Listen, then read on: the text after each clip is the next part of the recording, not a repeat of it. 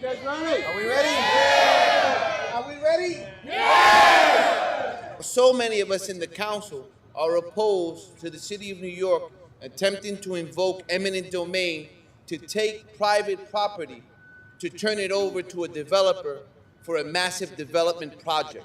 We believe it is un-American and it is not the right thing to do, and we are standing here today to say to the administration that this council will not support eminent domain to take away the businesses and the property of these folks, or the over 1,300 jobs of primarily Queens residents that today make a living and earn their keep at Willets Point.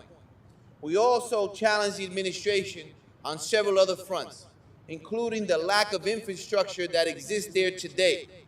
For 30, 40, 50 years, the business owners and the property owners that you see standing behind me have endured despite zero investment by the city or the state of New York to provide basic services like proper drainage and sewers or lights or even roads. Some of the photos that you see behind me and to the side of me, you see floods. You wonder if this is New York City in 2008 or Baghdad after a few mortar rounds. I really don't understand how it could be that in the city of New York, any part of our city looks like what Willets Point looks like today. If there's anyone to blame, it is the very city that should be providing these basic services to the taxpayers that are here today with us. The third point I want to make is the plan. Does anyone really know what the plan outlines? We have not received sufficient details for us to even consider moving this forward for a certification and ultimate ULURP vote by this body. In fact, I believe that it would be irresponsible for us to do that.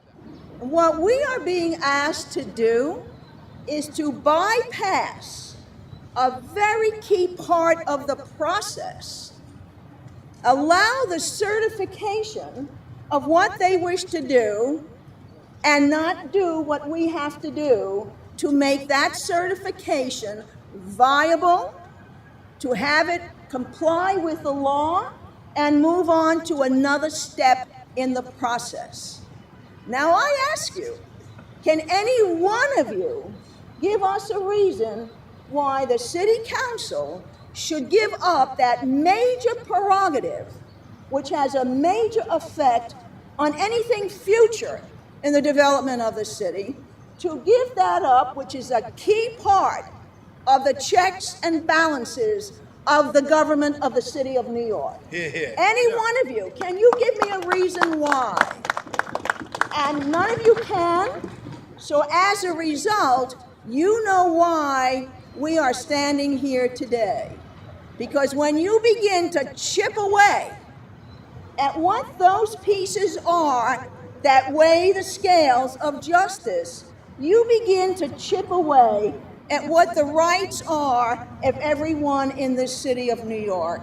The point is that if you respect property rights, you have to respect property rights for the little guy as well as for the big shot. It's not government's role to come along to your business and tell you you don't know how to run it. We'll take it from you and give it to a guy who can run it better. It is simply wrong. And for those who, by the way, accept the government answer, well, we'll only use eminent domain as a last resort. We don't want to use eminent domain. We'll only use eminent domain if we're forced to use eminent domain. That's like walking into a negotiation, putting a gun on the table, and saying, I'd like to strike a fair deal. I'll only use the gun if I have to. The presence of eminent domain, the prospect of eminent domain, actually changes the terms of the bargain, and it's simply unfair. Why don't we just put in the infrastructure? Why don't we put in the sewers? Why don't we put in the roads? And development will take care of itself. I don't understand why the city, time and time again, refuses to do that. Why do they keep coming up with these grandiose plans which never come to fruition and, in effect, take privately owned businesses that have been owned for generations, put workers out of jobs, and really don't provide the necessary development, like real affordable housing, that the city needs? It's time for the city to work with the people behind me and come up with a plan that really works. And first and foremost, and I've said it before and I will say it again, as chairman of the zoning committee, under no circumstances will I ever vote for a plan that involves eminent domain.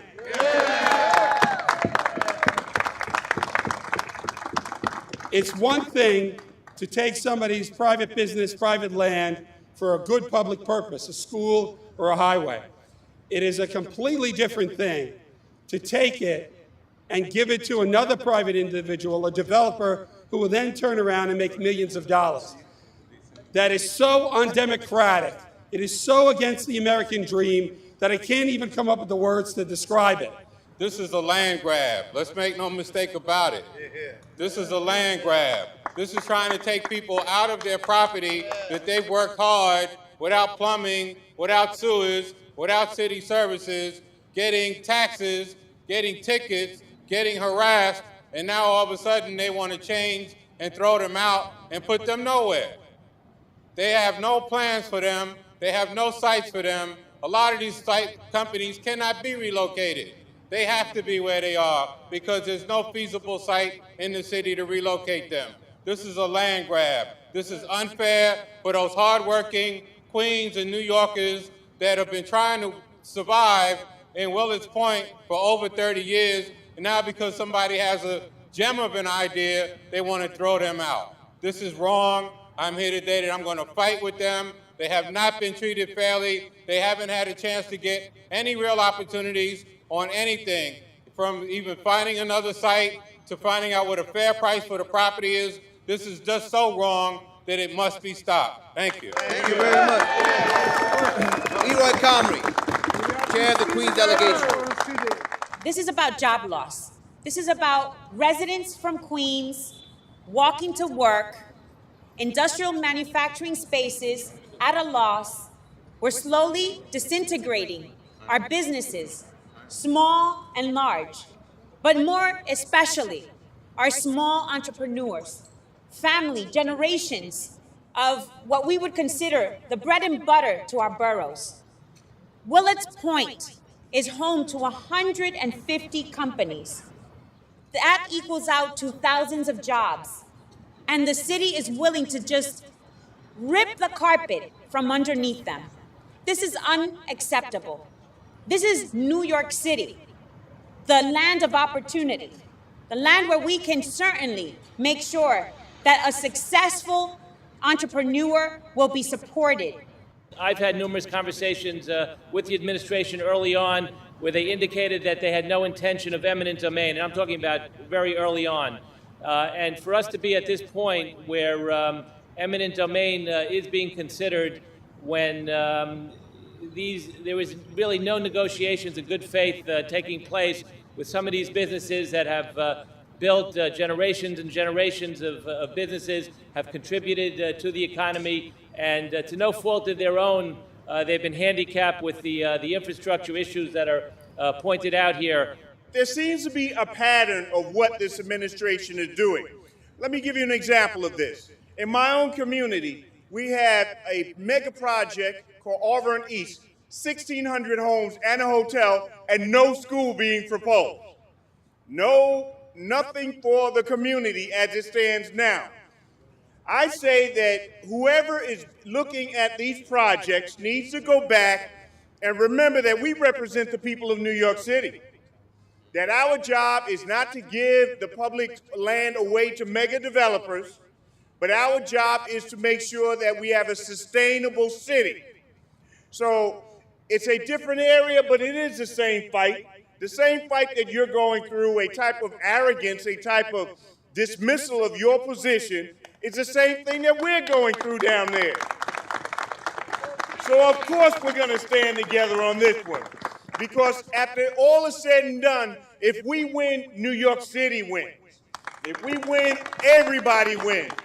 If we lose, the mega developers win, but the decent, good people of New York City will continue to be forced out instead of promoted.